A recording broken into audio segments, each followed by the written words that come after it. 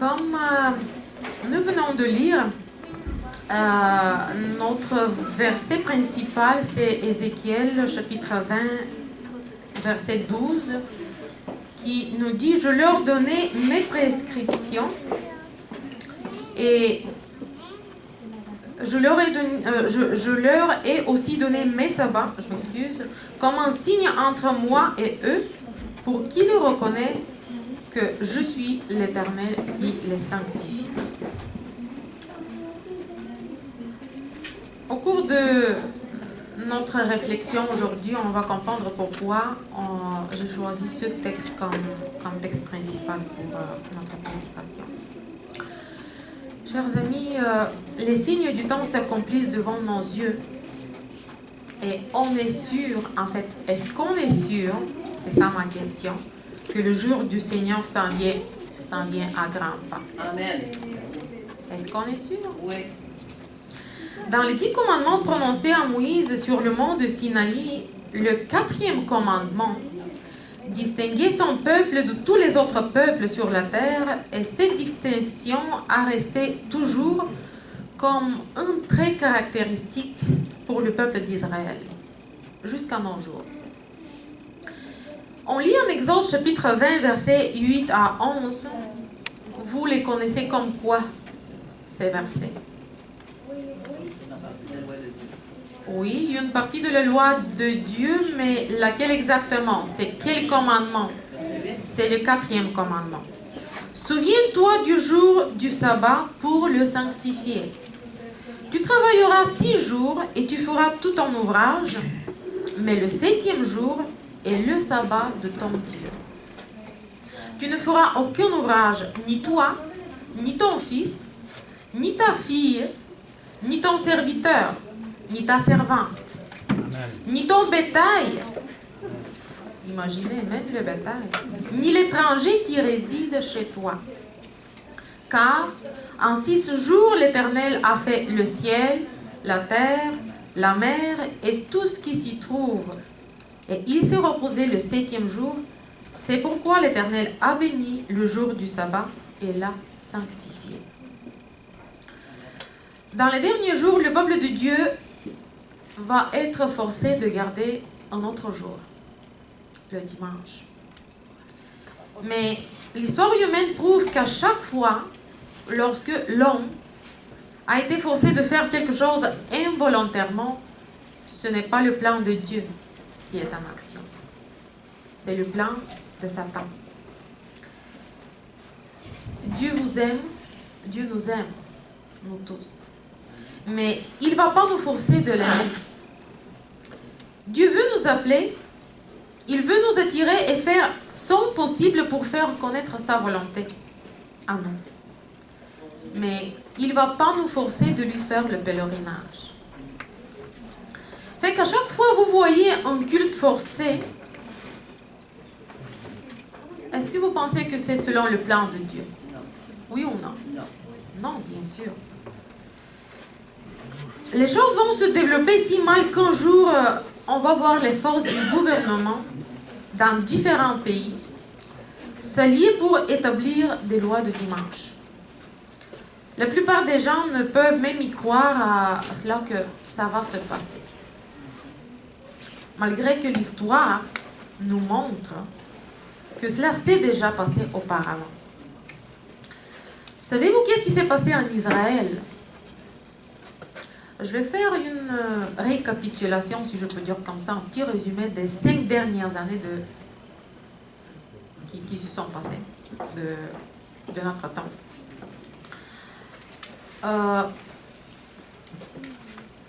Israël prépare des lois de dimanche. Israël, le peuple de Dieu. Et ça, c'est depuis le 4 mars 2011. On est en quelle année? Excusez-moi. 2016.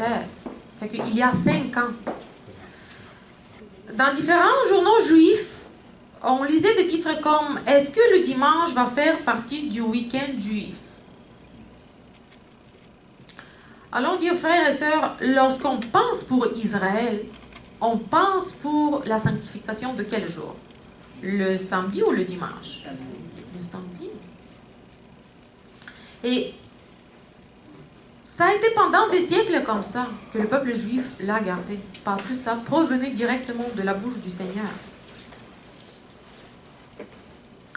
C'est lui-même qui leur a donné ce jour comme repos et comme bénédiction, et pour se rappeler de lui et tout ce qu'il a fait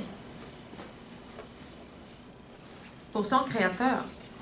Mais le 4 mars 2011, le gouvernement d'Israël parle déjà pour l'établissement des lois du dimanche.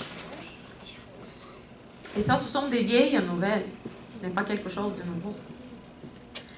Pendant les 5 dernières années, pourtant, il y a quelqu'un qui retient les vents pour ne pas que cela se passe. Mais tôt ou tard, ça va se passer. Sauf que derrière tous ces titres de journaux, moi je me demande qui se trouve derrière ce fait, derrière ces changements. Le vice-premier d'Israël a dit que, je cite, « Ça va causer une révolution en Israël », mais quand il parlait de révolution, il parlait dans le bon sens de ce mot. Ça va causer, il a dit, une révolution en Israël, ça va faire de notre pays un pays plus normal.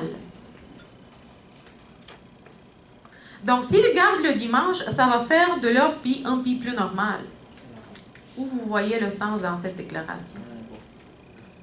Ce sont des Juifs. Aux Juifs, Dieu a donné sa loi et dans le 4e commandement, qu'on vient de lire en Exode 20, nous lisons que Dieu l'avait établi ce jour pour être un signe entre lui et son peuple. N'est-ce pas? C'était ça ce qu'on a lu en Ézéchiel 20, 12. Et maintenant, les grands du jour viennent pour annoncer que ça allait faire de leur pays quelque chose, un pays plus normal s'ils gardent le dimanche. Il y a vraiment quelque chose qui est hors ordre. Ce n'est pas quelque chose qui se passe seulement en Israël, mais aussi en Asie. Le 6 mars 2012, une année plus tard, parce qu'on a commencé avec 2011, à Singapour, dans les nouvelles de leur presse locale, nous lisons « Le gouvernement de Singapour reconnaît un jour de repos hebdomadaire comme un droit de base de labeur qui va améliorer la vie des ouvriers domestiques. » En Grèce, le 5 septembre 2012, ils ont fait l'appel pour avoir un jour de repos qui va améliorer la vie de leur famille et amis et de la société au complet. Oui, nous aussi, on parle pour un jour de repos. C'est ce que nous avons été enseignés comme adventistes du 7e jour et ce que nous enseignons les autres aussi par rapport au vrai jour du repos et le fauteuil. Mais maintenant, même le monde entier commence à comprendre de quoi il s'agit. En Grèce, ils ont mandaté, ils ont voulu avoir une semaine de 6 jours de travail. Ils ont fait comprendre le monde qu'il ne va pas travailler dans un jour donné, qui va être le jour de repos, et cela va être le dimanche. Qui veut dire que s'il y a des gardiens de sabbat là-bas, et c'est sûr qu'il y en a, ils vont être persécutés pour qu'ils travaillent, pour qu'ils les forcent pour travailler les samedis. Parce que, je pense que vous êtes au courant, l'économie en Grèce est dans un état vraiment pitoyable.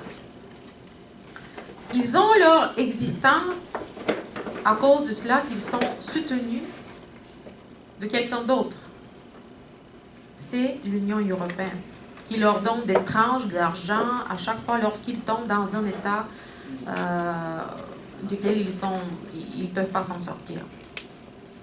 Et maintenant, ça devient intéressant.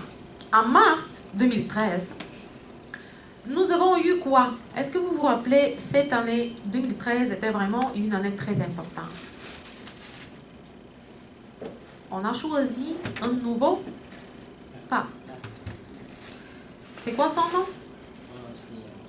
Oui, Francis ou François en français. Il est vraiment une personne intéressante. Lorsqu'il pouvait prendre son automobile de pape, on le voyait qu'il choisissait le transport en commun à la place.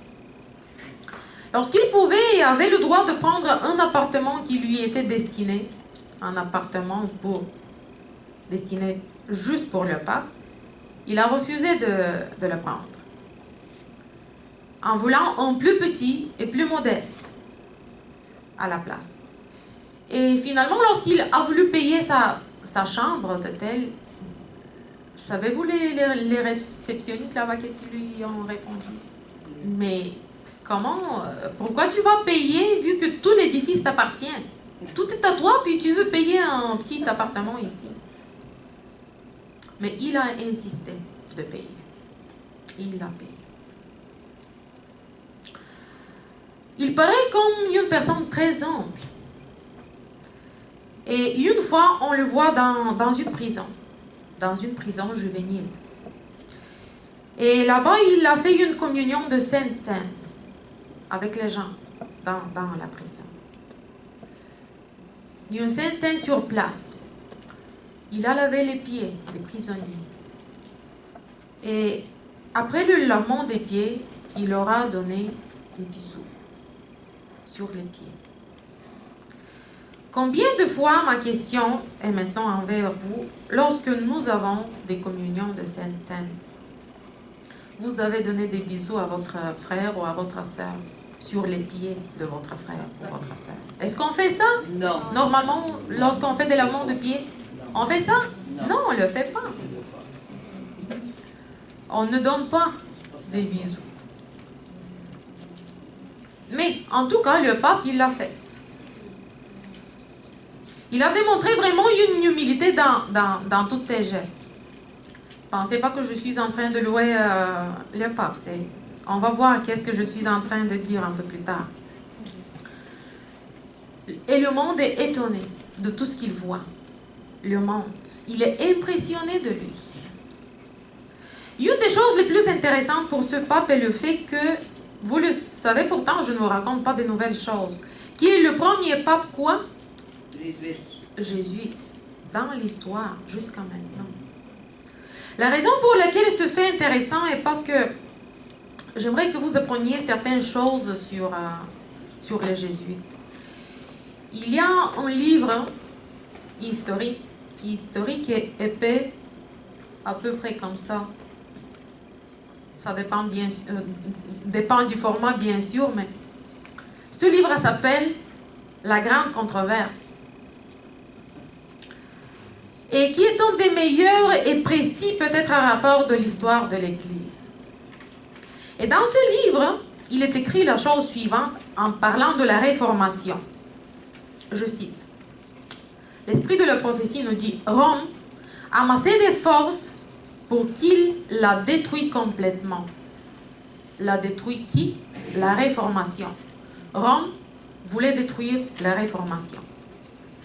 À ce moment a été fondé l'ordre des Jésuites, le plus cruel, le plus sans scrupules et le plus puissant ordre parmi tous ceux qui luttaient pour Rome.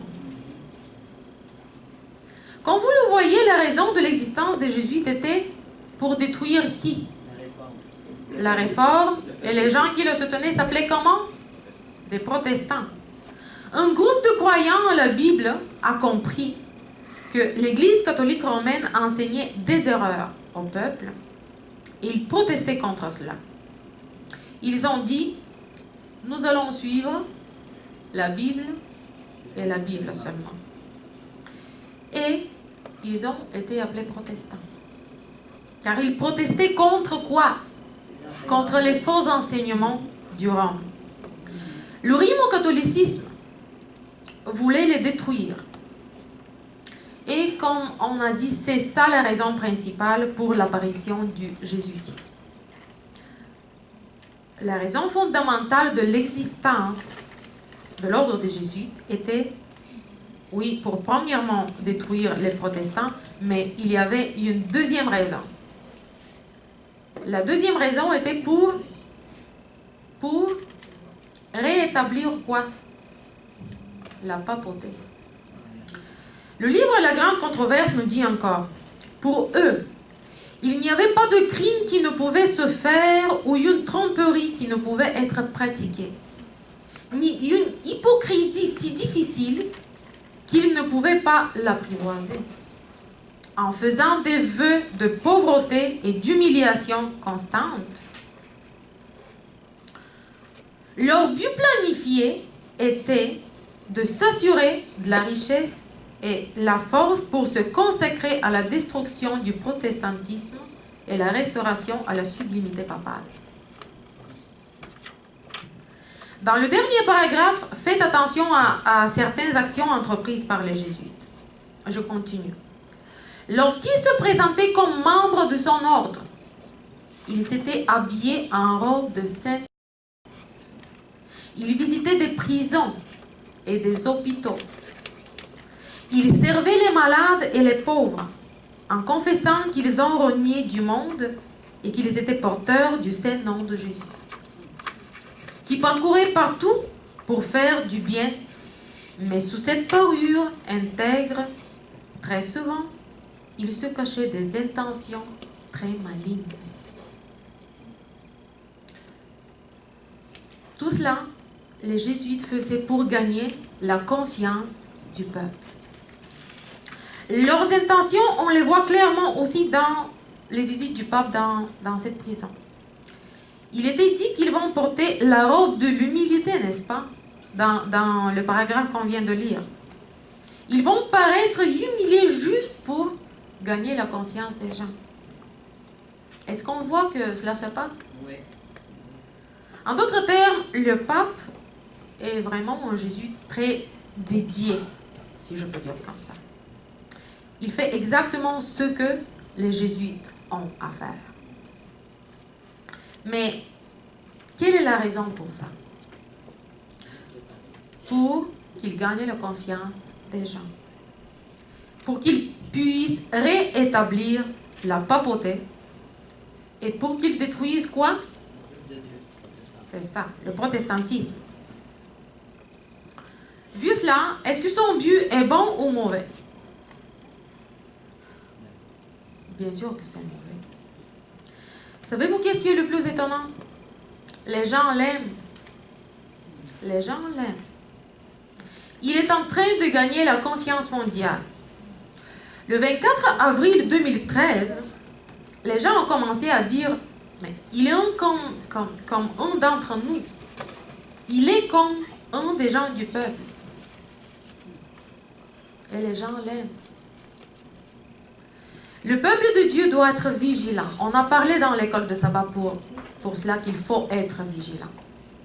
Chaque adventiste doit savoir que la loi du dimanche doit premièrement passer où?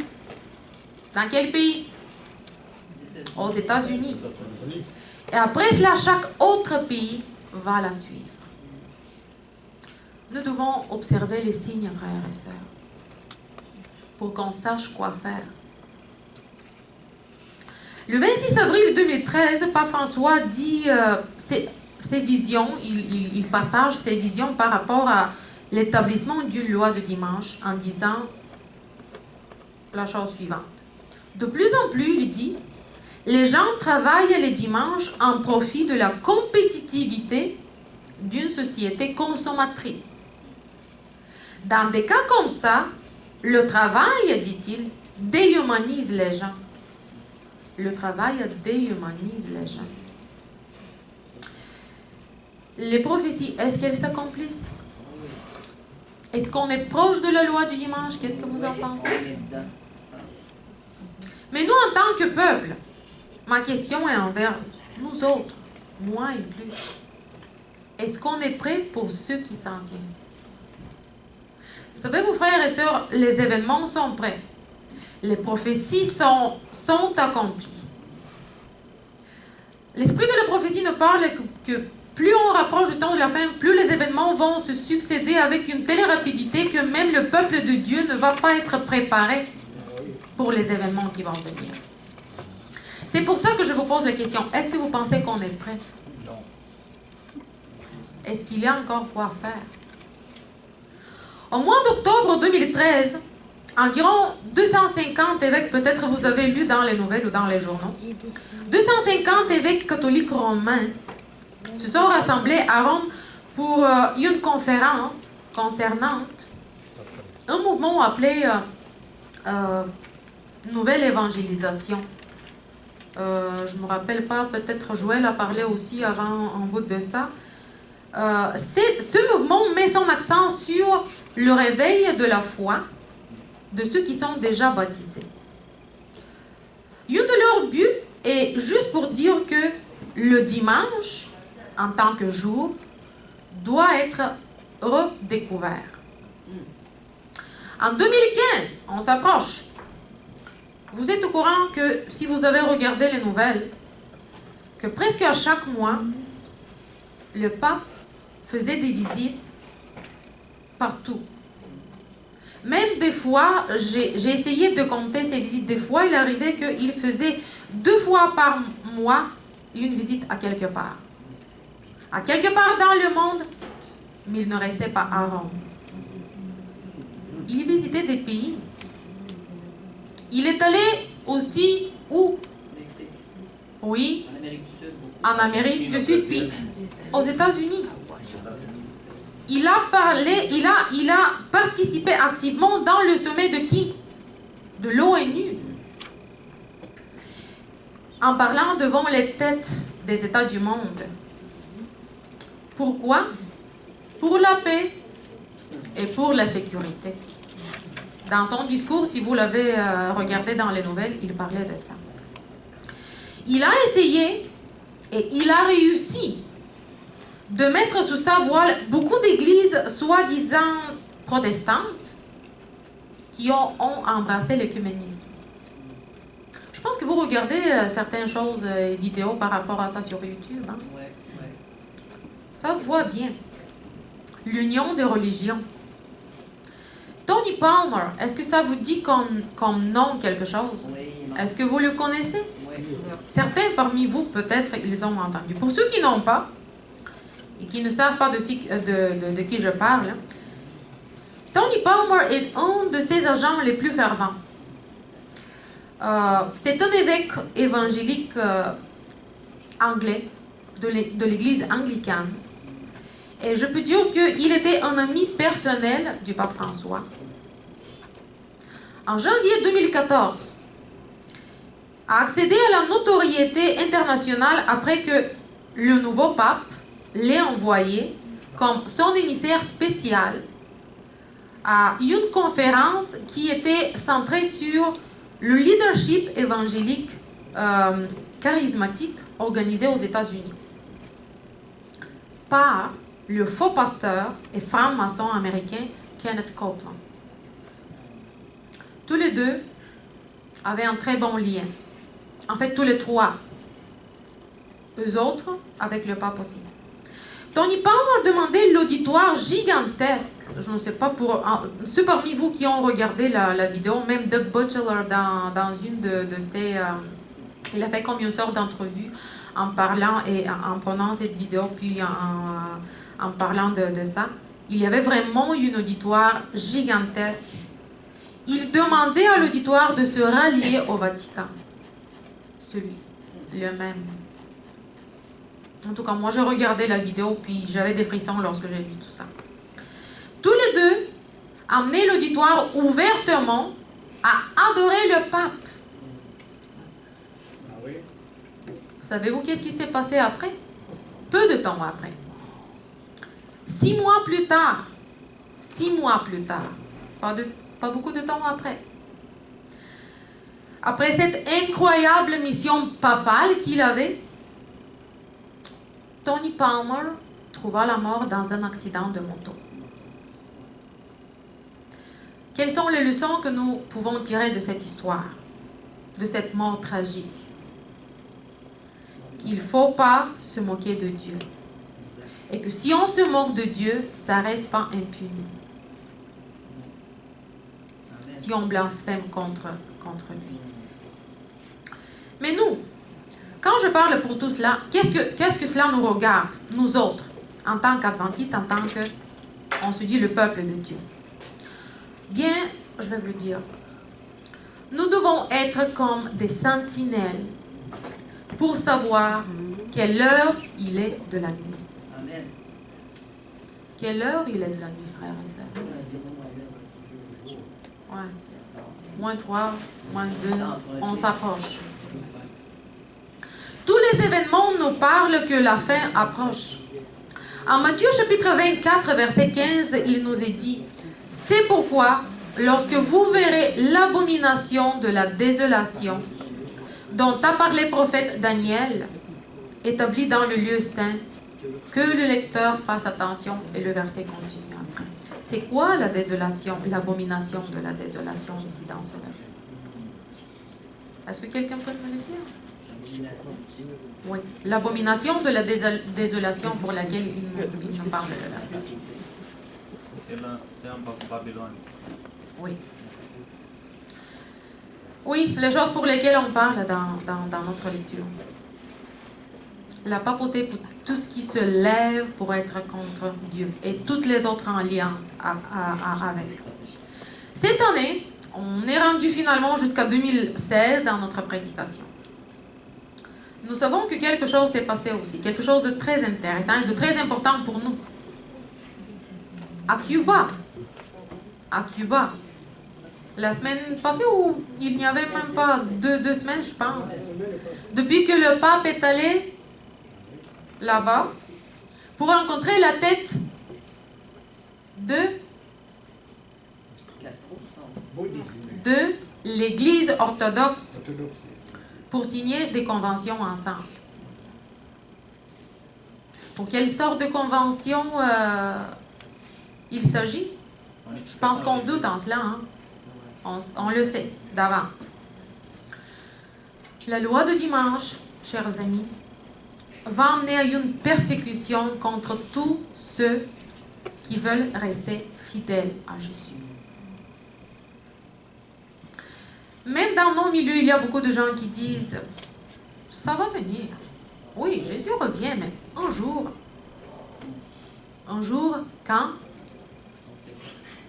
Un jour proche ou un jour loin? Je pense que la moisson est déjà mûre, nous parle la Bible. Dieu nous a donné des promesses dans la Bible qu'en lui, on peut se cacher de son colère lorsqu'il reviendra sur la terre. Il ne faut pas avoir peur. Il ne faut pas avoir peur des événements qui vont suivre. Quelle est la place où nous pouvons se cacher? Quelle est cette place?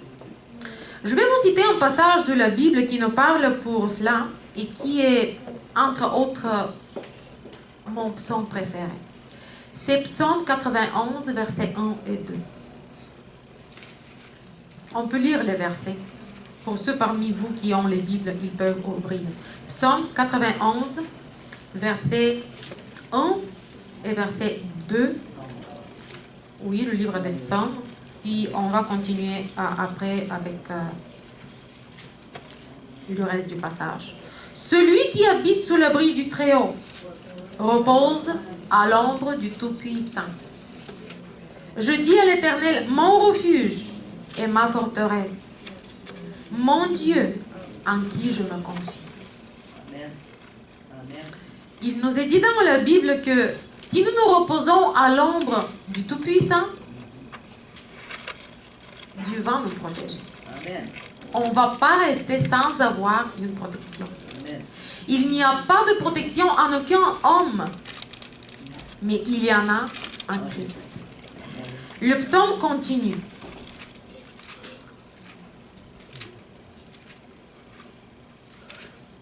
Je vais le lire directement d'ici. Il te couvrira de ses plumes. Tu te réfugieras sous ses ailes.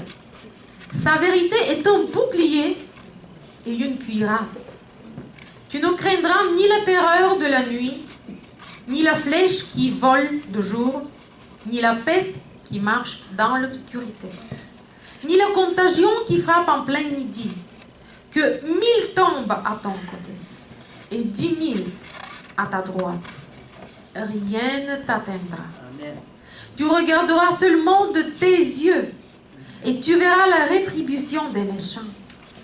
car tu es mon refuge, ô Éternel. Tu fais du très haut ta retraite. Aucun malheur ne t'arrivera.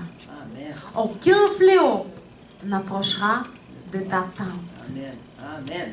Quel bon mot, hein? Oh, oui. Quelle Amen. belle promesse. Gloire à Dieu.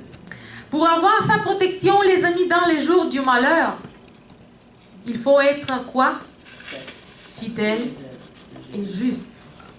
Mais pour pouvoir le devenir, il nous faut une sanctification et une dédication complète.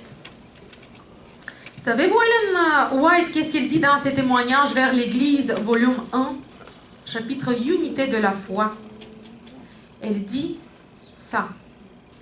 La vie chrétienne est une croissance constante. Jésus purifie son peuple.